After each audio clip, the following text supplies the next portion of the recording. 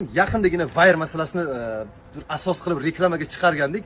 Natijasini ko'rib turganingizdek, maksimal holatda Wire chiqaryapmiz. O'sha aytib o'tganimizdek, aynan Wire tanlanganda muammosi bo'lmaydi. Tur bilan turibdi. 2 ga 2,5, 3 ga 1,5, 3 ga 4.5 va sip masalasi ham.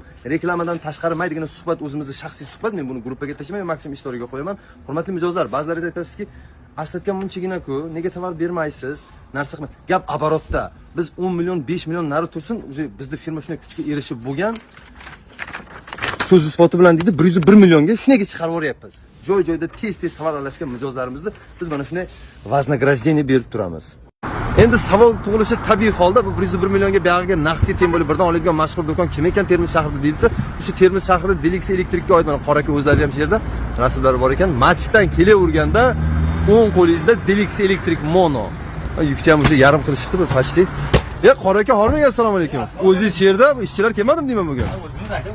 Молодец, mashallah. Объявление, reklama, hamma narsa o'zining yo'lida-yu, lekin kezi kelganda aytib o'tish kerak. Butun elektrikning uyi koni mana shu yer.